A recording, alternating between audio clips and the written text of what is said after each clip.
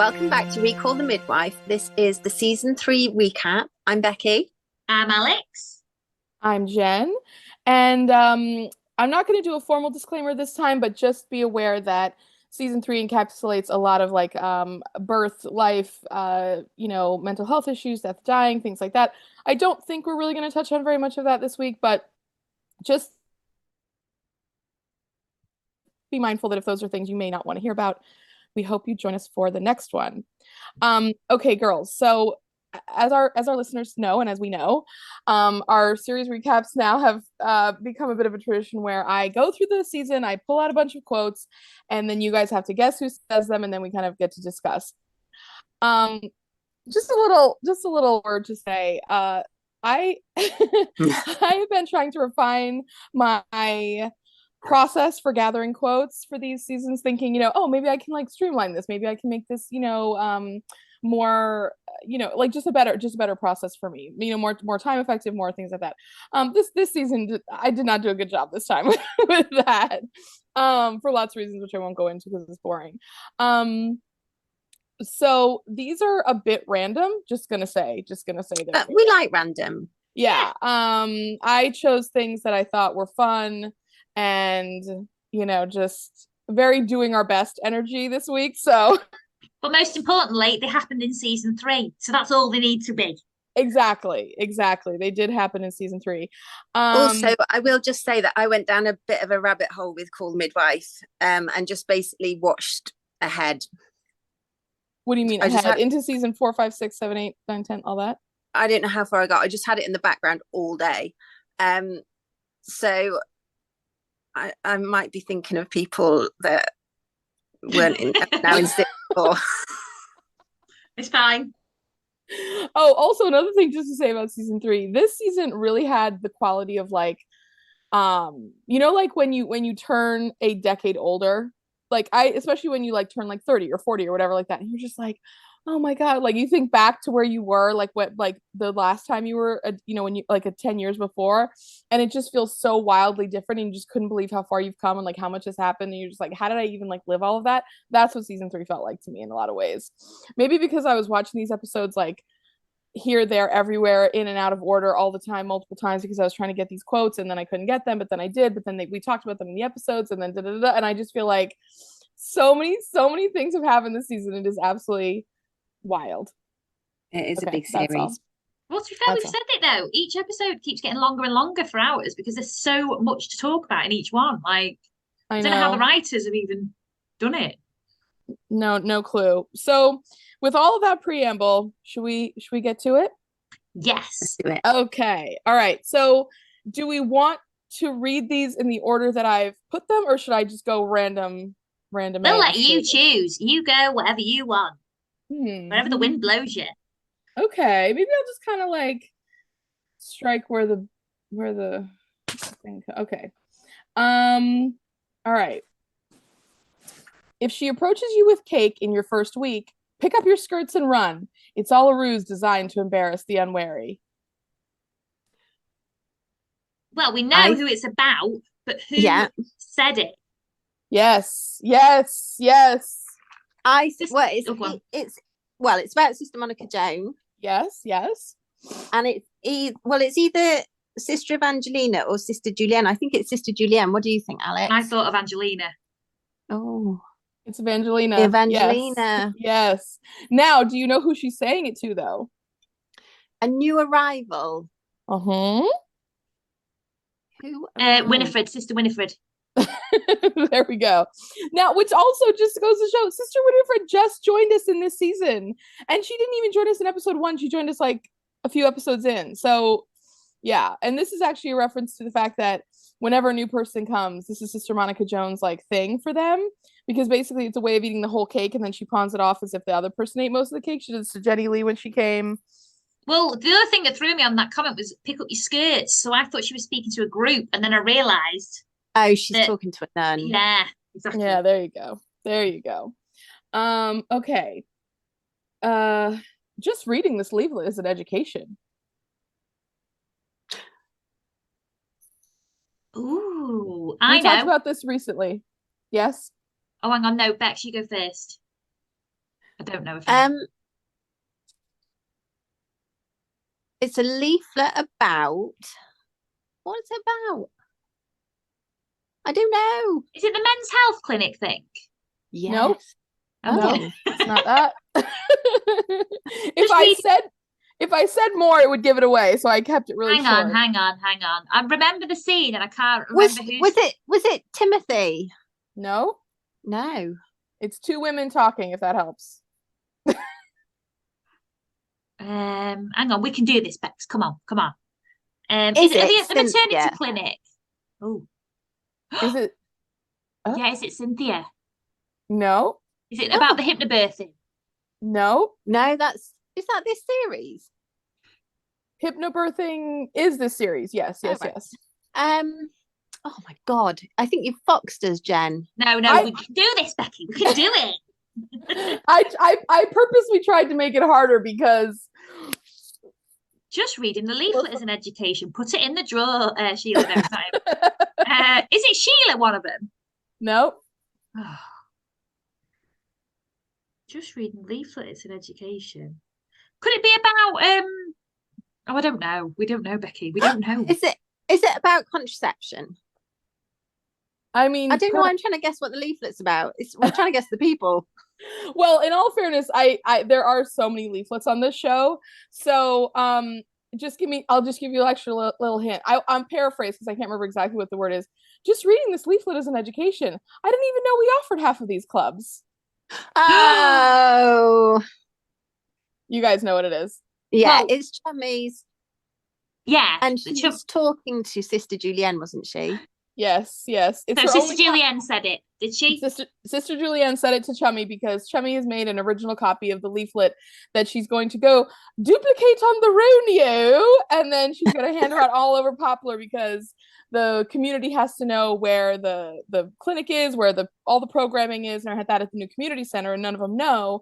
And this is part of her whole big program to get Princess Margaret to come and like cut the ribbon and make it a That big she deal. succeeded in. Yeah. Yes, exactly. I was convinced it was a healthcare pamphlet they were Same. reading. I thought it was going to be about knits at first. And Well, then I thought, don't say that. I mean, the thing is, I think the leaflet just covers absolutely everything. So I'm sure there's healthcare programming in there. But she's like, oh, like to this club and to that club. Like, oh, I didn't even know we had half these. She's like, well, they're actually quite new. I really just made them up right now, and I hope people join them and everything. So, okay, I think I'm gonna bounce around actually. Here's the next quote. I build things. I don't want to see them destroyed. Mm-hmm. It's Alec. Yes. Do you know when he says that? Just before he falls to his death. Not quite, but why would things be destroyed? Is it when he's when they're talking about evictions and stuff, about knocking places down for the council, because obviously they're saying they're not safe with the bomb and stuff. No. Is it when he's talking about the ban the bomb? Yes, that's right. Yeah, it is. Oh, yes, it's right. You're after, on fire. I know. It's right after that really cringe line that he says to Jenny, and he's like, "Oh, these guys are young and they really look up to me." And then he says that line, and then he's like, "I used to care about things, but now I don't have any interest other than you, and I'm a completely vapid person outside of our relationship." And she's like, "Oh, that's really sweet. You're nice." But I still won't tell you I love you. She's like, "Yeah, you're. Thank you. I appreciate that. You know what? Like, great. Like, we'll just keep going." So anyways, yes, but I had to get Alec in there. Okay. There's nothing wrong with being romantic. Is it Cynthia? No. Just gonna say this is a little bit of a trick one. So just gonna say that. Is it Chummy and Peter? No. Is it Trixie? No. Okay, I'll give you a hint.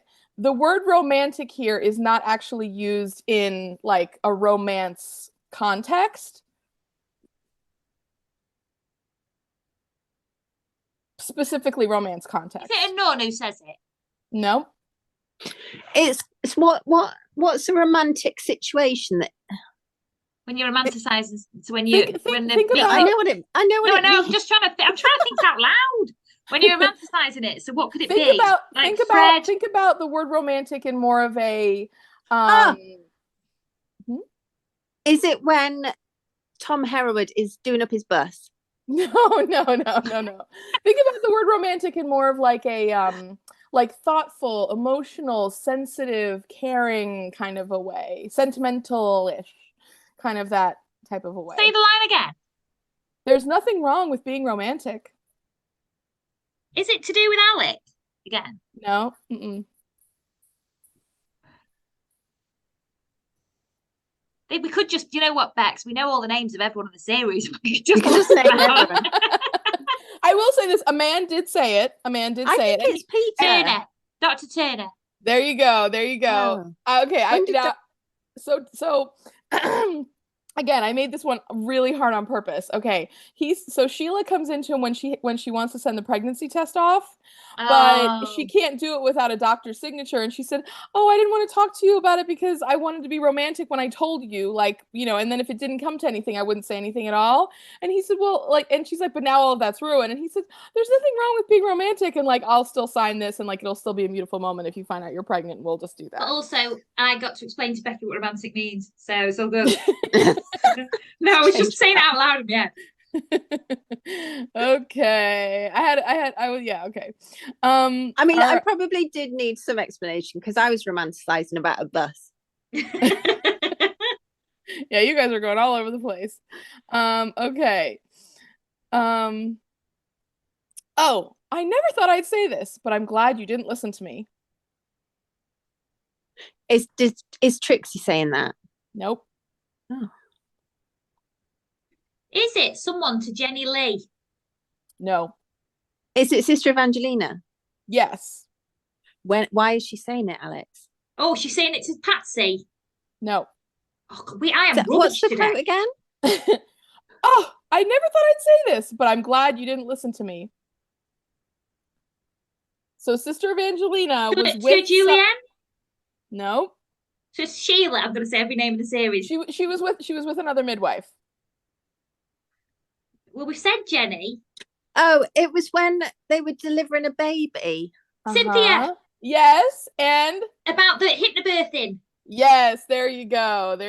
She said you Let's knew what be honest, was right.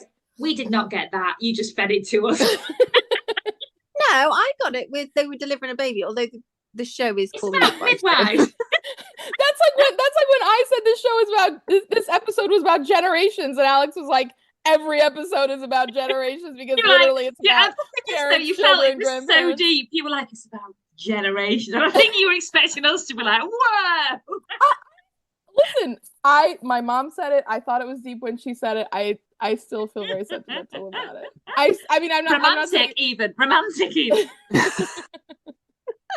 in the sentimental, emotional, thoughtful sense of the word, not the Okay. All right. Well, this is actually good. See, the thing is, I had more like easier, funner quotes, but we used them all when we talked about these episodes the first time. So what you're doing there is criticizing us for being comprehensive in our research for our podcast. So I can't apologize for being. I absolutely am not. I am just explaining the fact that I was trying to gather quotes while I would watch the episodes and take notes and prep for each episode, and then we would just burn through them all. And so literally, I've had to like now roast you through this process. Okay. This is actually better because it's loads harder. Yeah, exactly. I hope it's fun for our listeners too, because I know we've gotten comments and feedback and everything that they also love kind of playing the game and guessing, and a lot of them really all do get it right. So also shout out to people. We had one from was it Bridie or Birdie? Bridie, Australia, and we just want to say hi. We've had so many lovely comments from all of you, and I just love it. Love the listeners. Okay. I suppose it's because I love him so much. I'm just terrified of losing him.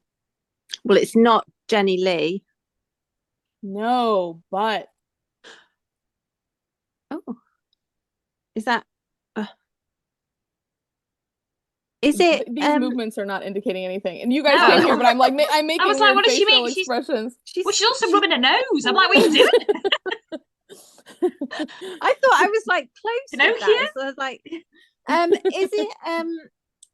Is it Cynthia when she finds out about Dr. Turner's past? No.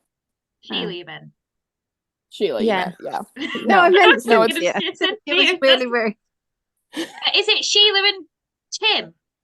No. Can we have It's, the quote again, please? it's not a doctor or midwife or nun. Oh, so it's someone not on the TV show. It's not a series regular. Say the quote again, please. I suppose it's because I love him so much. I'm just terrified of losing him. Is it that couple where he had PTSD and they had to go and they had to evacuate? No, that's the series before. Oh, damn. Hang on, we can do this, Bex. So we had the Irish couple. I cared about this couple a lot when we talked about this episode, and I went on a whole thing about them. I thought it was going to be the woman who had the black baby, who had the affair, but she didn't love her. No, there's nothing about her in this whole thing, so you don't even have to worry about that. Is it Sid and nope. the woman who Nope. Hang on, give us a clue. No, we can get this. We don't need clues.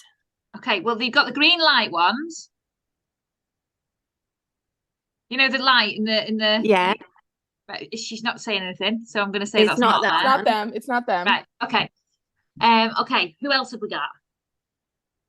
What other storylines have we? Why have we gone blank? I've watched so many series of this, I don't know.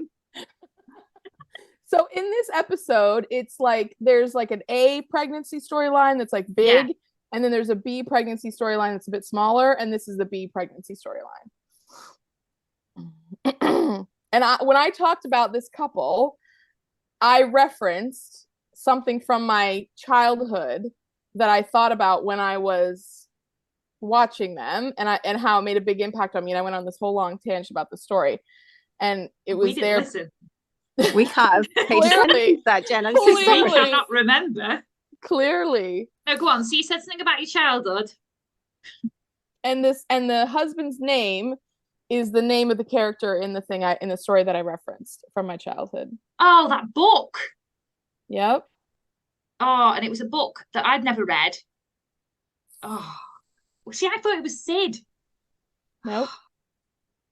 This is really annoying me. You'll have to give us more. Go on. Okay, so this woman says, like, this man is so amazing, he's so wonderful, we haven't been married that long, like, I wanted to do all these things because I love him so much, like, I don't want to. Is it the woman with the varicose veins? Yes. What's her name? What's her name, Alex?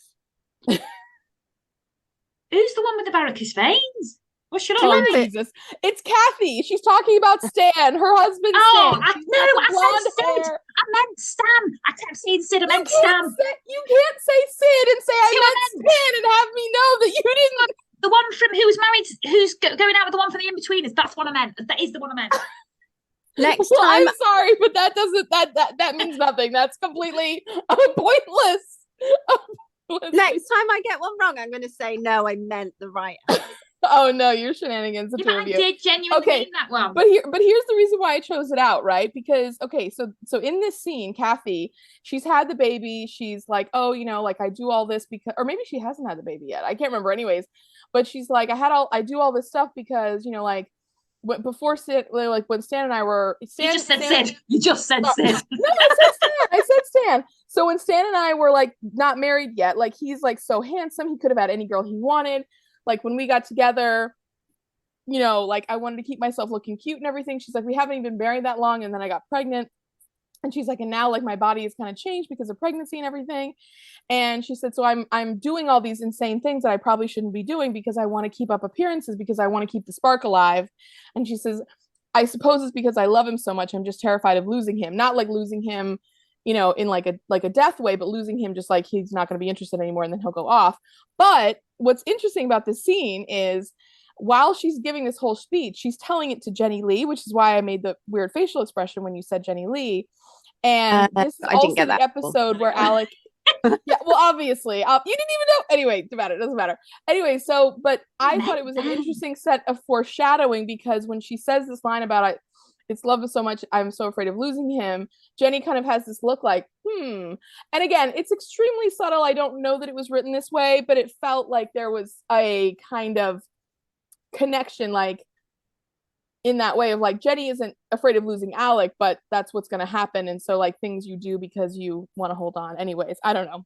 Maybe I just got too deep into this as I was like rewatching. You were invested in this storyline, Jenn. Oh man, there are a couple in here where actually rewatching made me think on a deeper level about some. Well, I really love Sydney and Kathleen. Anyway, carry on. Jesus. Okay. There's this thing with babies. There's sort of a slime that comes out of them, and never just out of the places you expect. I know. Peter. Yes. Boom. When they're waiting at the bottom of the stairs and his suit's got snot on it. Yeah. Yeah. They're about to go to My Fair Lady. We got one back, Bex. We got one back. Yeah. Well, I thought let's try to give him a win here. All right. I wanted to make sure it stayed on during vigorous physical activity. It's Patsy. Yeah. There we go. I gotta throw you guys a couple of easy ones. Okay. All right. Well, I can't do anything about the sleeping, save knocking you over the head with a mallet.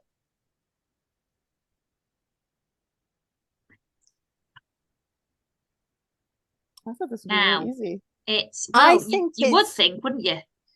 I think it's Chummy or Peter. No, neither of them. Oh. It's not two Chummy. No, it's neither one of them or either one of them. Is it to do with the brand new mother? Nope. Sleeping. Oh, why are we so thick today, Bex? Can I just say for the record, it's a Sunday evening and I've had a very busy weekend. Yeah. Kids' parties, fun. Let me think. I've read, it's really annoying because you remember people saying this. Is it a midwife who said it? Oh. Who is it, Bex? It's Fred.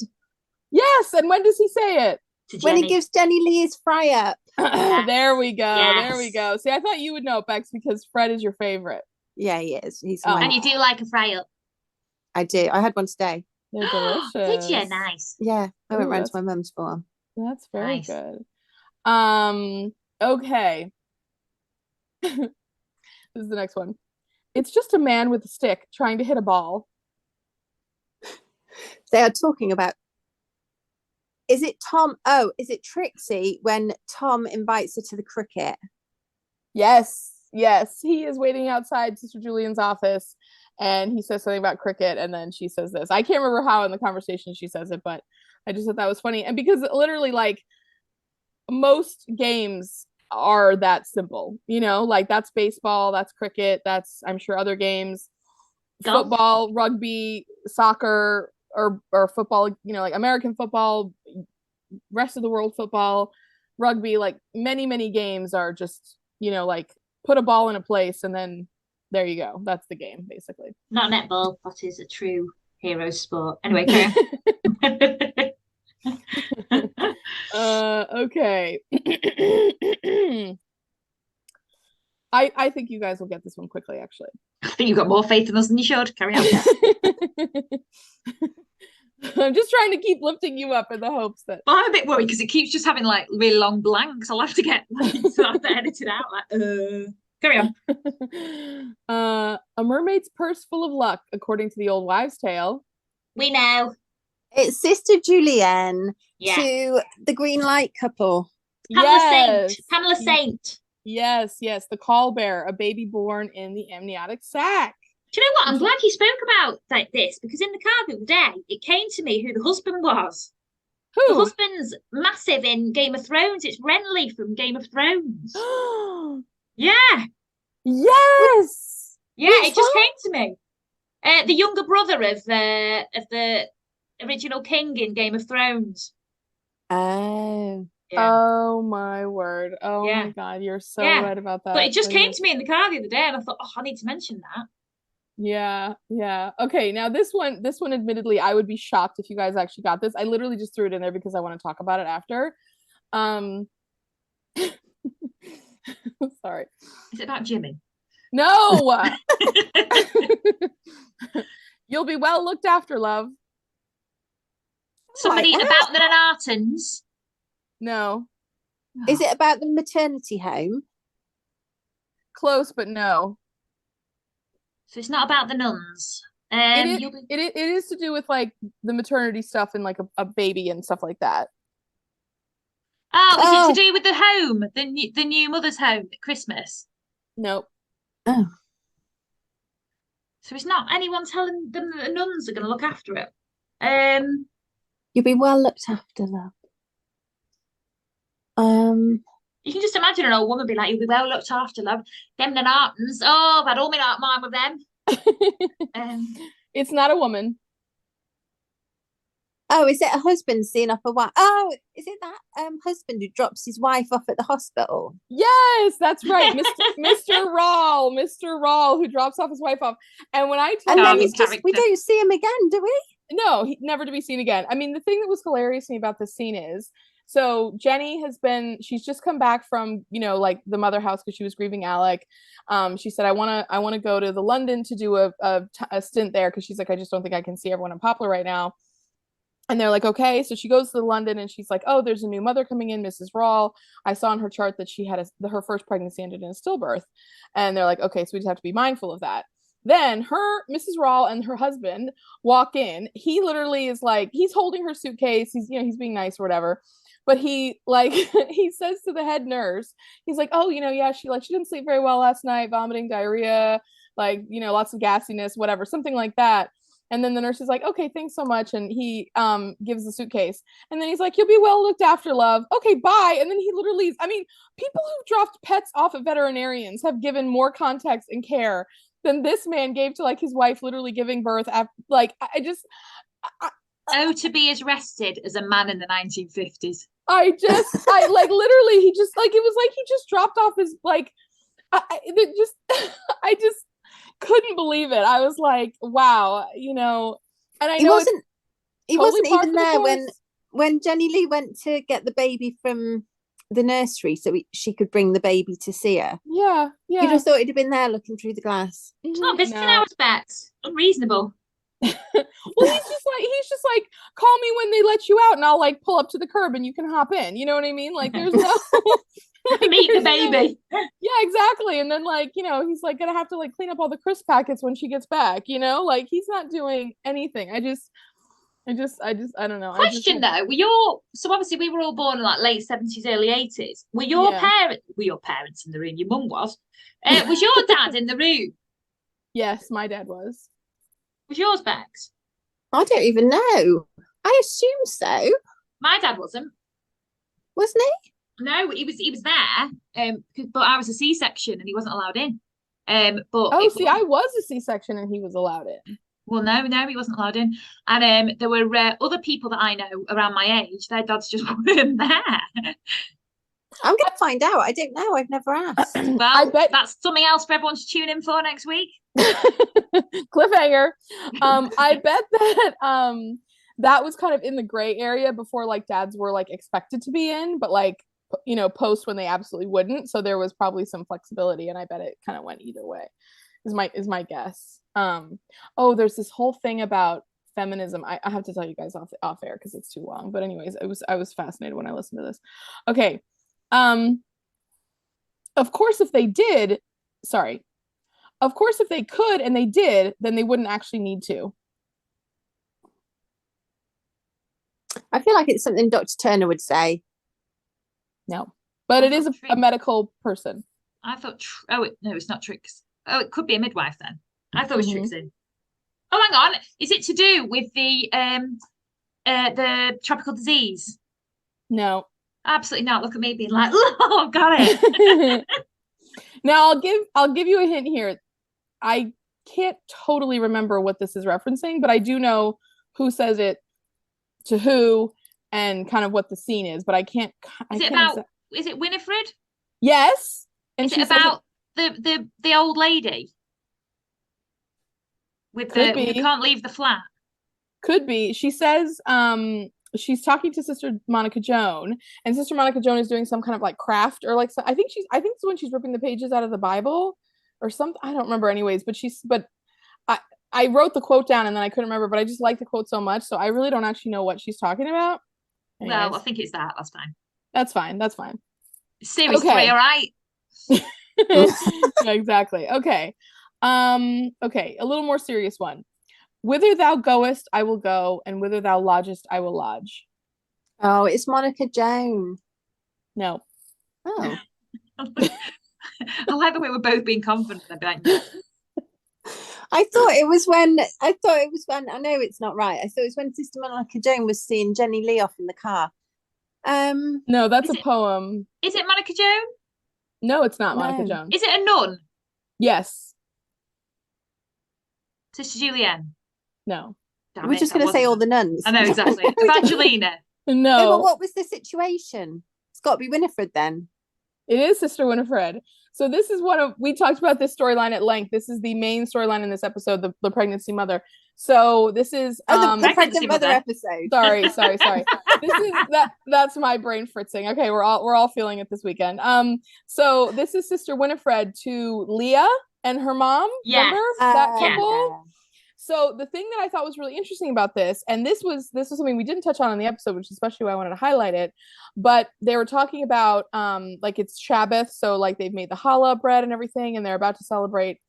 I don't want to butcher it, and I don't remember, but there's another Jewish holiday that they're kind of celebrating around the same time, and Sister Winifred says, "Oh yeah, I know what you're talking about. I love that holiday." And then it's somehow referenced, or the holiday is connected to the story of Ruth in the Bible. And then Sister Winifred says, "Oh, I really love the book of Ruth. Whither thou goest, I will go. Whither thou lodgest, I will lodge." The interesting thing, and this is something I thought was really cool, is so that passage is often used to in context of like romance. But it's not a romantic scene at all. The two characters that are being referenced there in the Bible verse are Ruth and Naomi. Naomi is Ruth's mother-in-law. And there's this biblical stuff happening and everything, but it's basically about two women who are alone in the world. They've lost all of the family that's like, around them, and they only have each other, and they have to leave where they've been and then flee together to go somewhere that's safe. And Ruth says to Naomi, because Naomi says, "Listen, you should just leave me and go. You can go back to other people, like, just leave me here." And Ruth says, "No, whither thou goest, I will go. Whither thou lodgest, I will lodge," whatever. And Naomi says, "Okay, then we'll stay together." And like the Golden Girls. Yes. I was literally thinking about the Golden Girls, but I didn't want to cheapen it. I mean, perennial. Cheapen it. That, if anything, that makes it richer. So many layers. But what I just thought was so beautiful was, I mean, to me, the connection and the symbolism and the fact that they kind of interwove all of that together with the storyline that mimics it, so that like is very similar. That to me was just another example of kind of like the multi levels of that this writing works on. And if you have the chance to stop and be thoughtful about it, as I was lucky enough to have when I rewatched this episode, I just thought, oh my gosh, I didn't see that when I watched it the first time, but I saw it this time. And especially with this show, with a strong religious kind of portion because of the nuns and everything. So anyways, just had to highlight that. I love Leah and her mom. I just think they're great characters. Anyways, so went off on a bit of a tangent with that one. Yeah, I love that family. They're really great. Okay. All right. Okay. Let's see what we got here. It's all good training for having a family. Holding a baby. No. Something yuckier than that. Is it to do with, was it the pig? It's not the pig, is it? That was last season. No. You stick with the family stuff. Stick with the baby stuff. Is it? Oh, I know. It was the kid being sick on the bus. No, but you're close. You're very close. Because it involved those people. The earlier in that same episode, these two people. So it's Trixie and Tom. Yeah. I've just stated the obvious. That's my okay. Better than just pure silence from me. Okay. So this is Tom to Trixie. So he's been talking to her in this episode or whatever. They went on that bus. Oh, actually, no. This is the episode after the bus date that like totally blew up.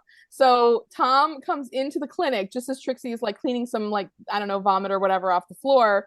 and she says something to one of the mothers, and then he's walking up and he goes, oh, it's all good training for having a family. And then he go like, and the way he says it in tones like the two of them having a family, and then he's like, well, I just mean like, you know, like be like you know, and then she's like, oh yeah, no, I get it, whatever. And then this is the scene where he says, oh, you know, like I'm having this Bible study class, but afterwards, you know, would you want to go for a walk or have dinner or something like that? And she's like, oh, I want to go to a disco.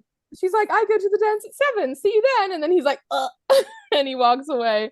And I just thought that was yeah, never were two people more less suited, but in real life, like truly like so close, but no cigar. Like just okay. In a parallel life, truly suited. Yes, and like sliding doors, in it. They're yeah, and that's just as important. That's just as important. Okay. Fear is a sentiment I don't hold with. That sounds like Patsy. Nope. Oh, I was so sure. I was trying to say it with a forcefulness. I think it's Sister Evangelina. Nope. Oh. Is it a mother? It is a mother. Sheila? No. Is it Leah's mum? Nope. Oh. We're doing so well. We're just absolutely knocking it out of the park. Should I give you a hint? Yeah. Yeah. It is a main character's mother. Oh, Chummy's mum. Yes, Lady Brown. I knew it was someone stern. I was trying to think of sternness. Yes, well, she is very stern, yeah. Well, it sounds like quite a Nurse Crane or a Sister Evangelina thing to say, so I thought it was an older lady, but obviously Nurse Crane's not in it yet, so... Yeah, so Dr. Turner... Is she not? Oh, I thought... Spoiler. So Dr. Turner is examining Lady Brown after she's come to Chummy's house, and they're basically saying, he's like, oh, you have cancer, and she's like, well, how long do I have? And he's like, a week. He's like, maybe even less, I really don't know. And she says, oh, well, you know, like no one wants to say what I've had. And she says, why is that? And he says, oh, well, it's the thing we fear most. And then she says, fear is a sentiment I don't hold with. And then she points to Chummy and she says, she knows that about me. And Chummy's like, oh yeah, I really do. So as we all know, I have very complicated feelings about Lady Brown, but I thought, you know, there's a lot in her passing that was very it was sad, rich. So I wanted to give her a little shout out in this because you know, that whole part was really, really powerful. Okay. Never once failed to do what I was trained for. It's Jenny Lee. Yes, and when did she say that? When she couldn't deliver Philip's cousin's baby. Yeah. Which I'm And sorry, but that's unrealistic. She's going to give up on midwifery. Yes. Well, we don't know officially at that point, but she definitely was kind of like knocked back when she did that. And she just had met Philip and everything, so we're kind of setting up ourselves for that. I took it as like she'd already had it in her head she was going to give up midwifery, so this was her final birth, so she wanted it to count, kind of thing. That's why I thought she was so frustrated, but that's just me. Interesting. Yeah. I think that's a really astute observation. I will say I think it could be interpreted a bunch of different ways just because of the fact that it's a little bit unclear. Because I mean, again, not to belabor it, but I made this point when we talked about the episode originally, is that Jenny kind of makes this big thing about how she wants to go back to, you know, midwifery, district nursing, spending time with her patients. She was so invested in that when she left the London, and then she goes back to it in one episode. Chummy's mom goes on to hospice. Jenny kind of wants to shepherd that process. And then she has this really difficult birth with not her name isn't Worth, but whatever Philip's Worth's cousin's name is. And she kind of can't be there throughout the whole process because she, you know, whatever.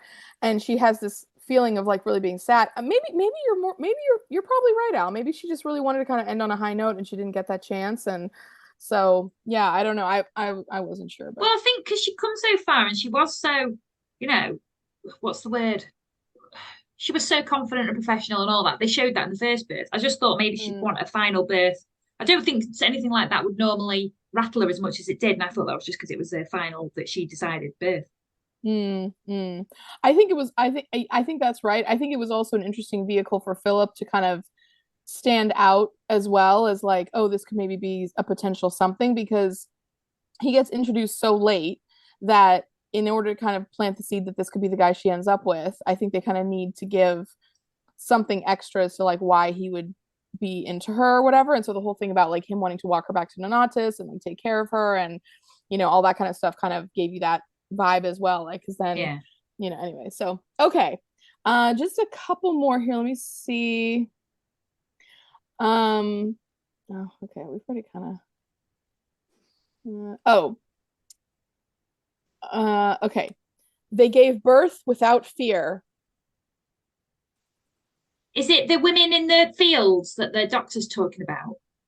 Yes, Dr. Latham. Yes, very good. I wanted to get him in there because he's just like he's just such a good guy, and like it's just that's not very common sometimes in this.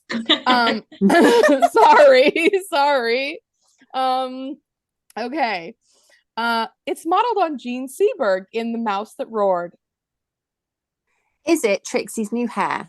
Yes, well done. Good. Very good. Okay. Now, let's see how we do with okay. Last two.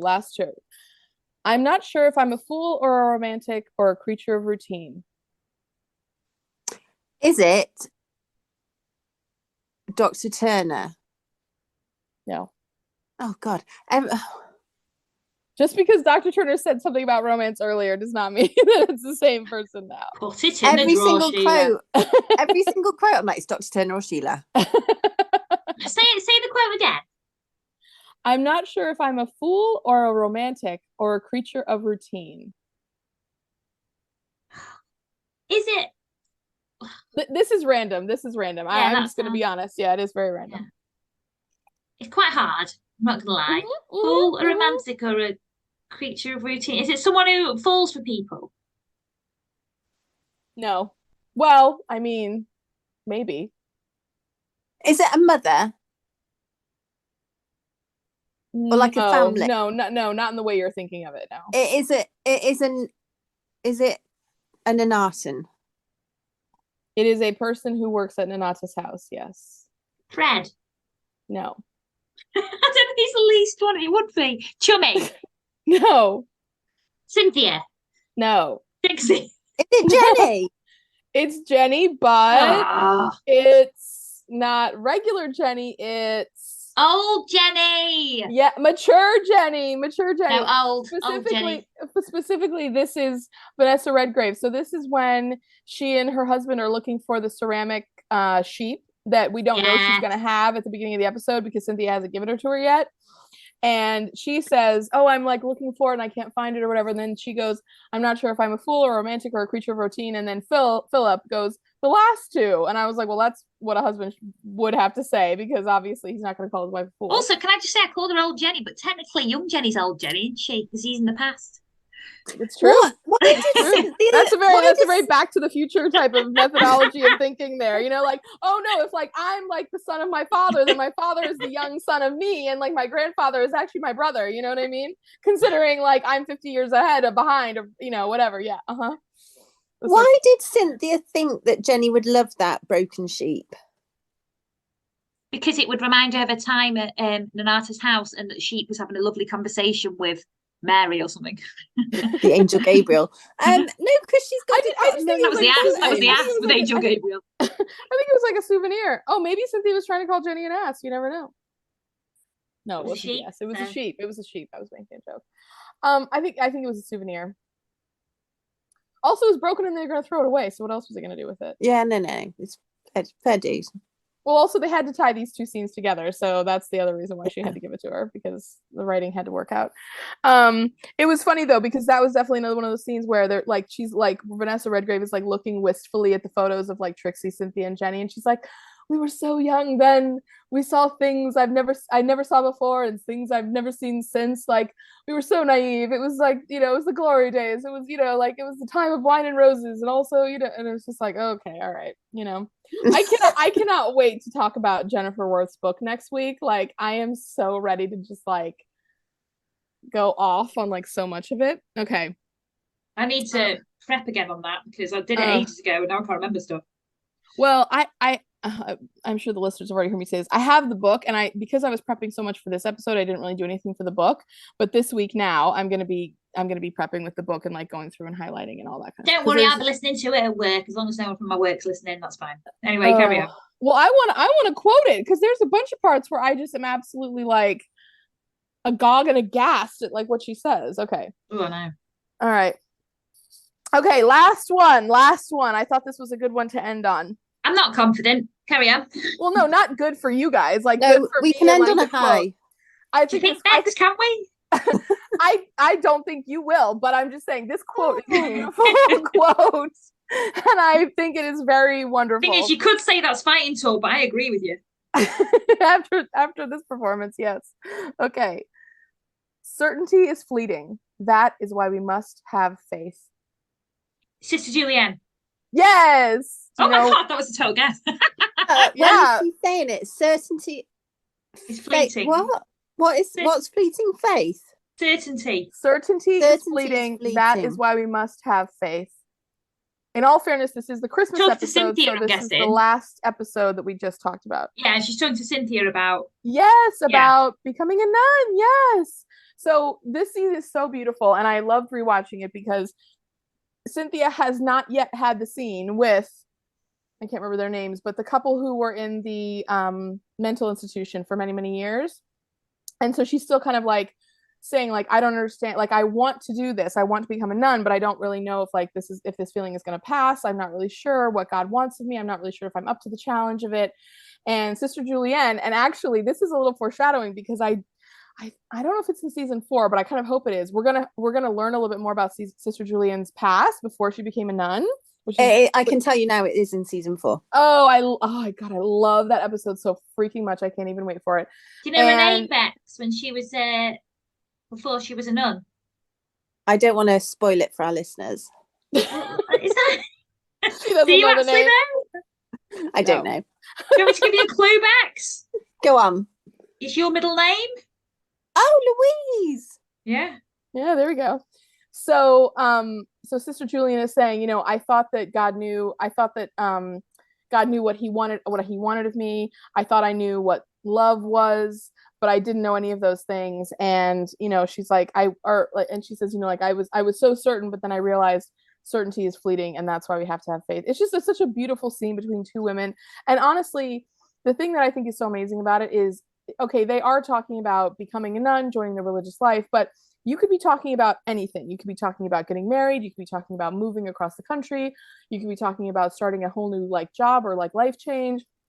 You could be talking about any major thing and being unsure of yourself.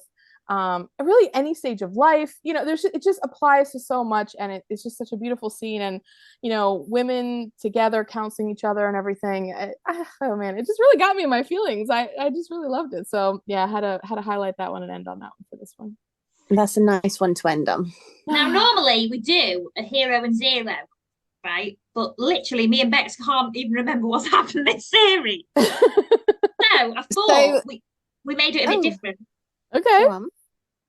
Because I've had some listener correspondence, and I thought we've been having loads of lovely messages, and I just thought, well, this is quite a good way to do it. Maybe we should start doing it at the end or something. We do start getting them.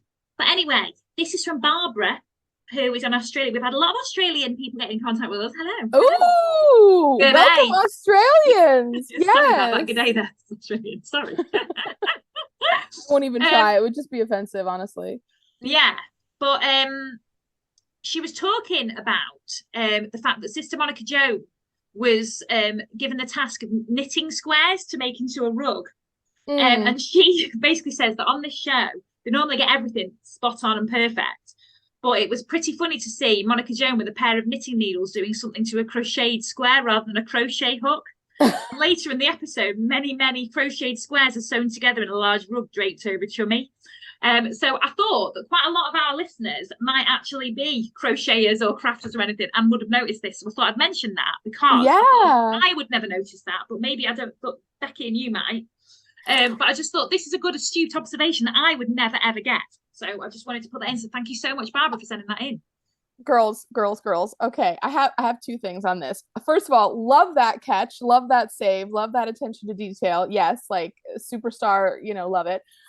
Second of all, we had a listener get in touch with us and say that we were incorrect, and we did already correct this in the episode in previous, but I saw it again when I was rewatching. Clive is at Alex's funeral. I specifically looked for him when I was watching that funeral scene, and he is there. He's like right in the back, like not in the back. That's like, the back where he should be. He's like right behind like a row of like main characters, and I was like, he was right in front of us, and I totally missed it. And so that listener who wrote in and let us know that we were incorrect, love that catch.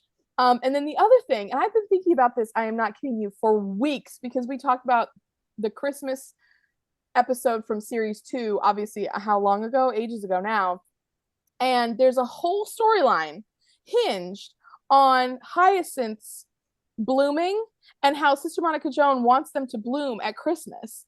But hyacinths, I realized after we had this whole big discussion about it, they're bulbs. They are bulbs. Bulbs are designed to be planted in the fall and then grow and then actually bloom in spring. Like that is literally their biological cycle. No, Jen, I will correct you on this. You do have hyacinths at Christmas. You do? I have literally never seen any bulbing plant like that at Christmas. Like Easter lilies are like a bulb, like canna lilies, like all those kind of things. Like iris, I thought they were a bulb. They are a bulb, but they do flower at Christmas. Is that true? I've got some in my kitchen. After I saw that scene, I literally recreated Monica Jones' display. Why have we not mentioned this on the podcast before? That's amazing.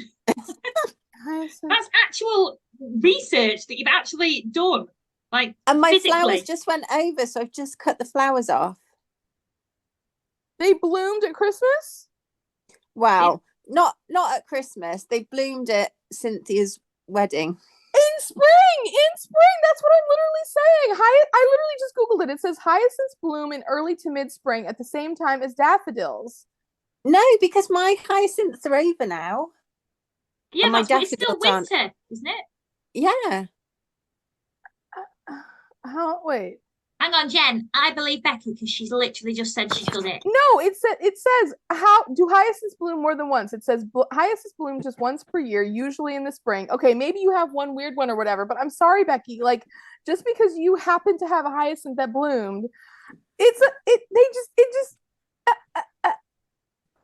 No, it's true, Jen. I'm taking you to them. Look, I've just cut all the flowers off them. They look pretty blooming to me. They're green stalks. Well, yeah, I just had to cut all the flowers off. Okay. I mean, I'm not saying you're wrong, but I'm just saying I'm saying you're wrong, exactly Jen. No. I am standing up for myself here. The standard blooming cycle for hyacinths is spring. I've literally just Googled 18 different plant websites, are saying that the standard blooming cycle for hyacinths is spring. Dr. Turner and Sheila got married in spring, and that's when the hyacinths bloom. Not in December, not at Christmas, when they were planning on getting married originally. And even more so, Sister Monica Joan is like, oh, it's a miracle. And I'm like, no, it's not a miracle. It's literally just the normal growing cycle of this plant that you had. Like, she's like, oh, they bloomed when they should. I'm like, no, they literally, yeah, I mean, okay, fine, they did, but they literally just bloomed when they actually were always going to bloom. And it just happened that they bloomed right when Sheila and Patrick were getting married. No, because they had them indoors. They didn't have them in like a hothouse or something. Well, my house isn't hot because I haven't got my heating on because of the cost of gas. So every year you have hyacinths, and every year they bloom at Christmas. Well, not every year, but I know you can get them to bloom in winter. I'm sorry. I'd just like to speak for the viewers / listeners who have no idea about hyacinths, blooming, bulbs, anything, and probably are not as invested in this as you two, because I'm not. Christmas, I'm going to send Jen. Send me blooming hyacinths, and I would love to see it. I appreciate the passion, ladies, but at the same time, She's going to edit this out. I'm not going to edit. No, I'm a hell. That's way too much like hard work. I was like, you don't have time for that. Nah, not at the rate we're going this week. Oh my goodness. But anyways, okay. Well, we all think different things, but just to say, I'll tell you what. Why don't we do an open up to our listeners? Can you please write on our wall? Do you think that hyacinths can bloom at Christmas like Becky, who has done it in her own home? Have you witnessed it? Or are you like Jen and naysay it? And thinks that they are more often a spring blooming plant. There we go. Yes. Done. On that note, next week is our book discussion. Yeah. Yes. Like Jennifer Worth's Call the Midwife book. Yes. This is the first book club I've ever been in. Oh, I know. I've been in book clubs before, but I've guiltily will say I do not always read the books, and then that's a big problem. But I feel like I've not read the book, despite the fact I have read the book. I don't know where this guilt's coming from. Well, the thing is, I listened to it and I really enjoyed it, but the thing is, a lot of it was so grim, I kind of blocked it out. Same. Now I have to go back and like kind of reacquaint myself with like. There are particular passages that make me feel ill, but anyway, that's for next week. Hooray! Something to look forward to. So hopefully you'll be tuning in next week. Thank you so much for listening. Thank you again for all the amazing responses we're getting and correspondence on social media and everything. Keep it up. Thank you so much. And if you do enjoy it, tell us, because honestly it's making us really big-headed and we love it. It really is. And just remember, we're always open to requests, or if you have an idea of something we haven't ever touched on yet and you would love for us to kind of take a deep dive into it. If it's mean, don't tell us. If it's mean, we don't want to hear. No listener that would listen to us would ever say or do anything mean. All of our listeners are the sweetest and kindest people. I firmly believe that. I just think if we did have someone who was just like, it's just not for me. But it's like, why bother? Okay. Just don't listen. Do you know what I mean? Well, that's okay. Not everything is for everyone, and that's you don't have to put it online, Jen.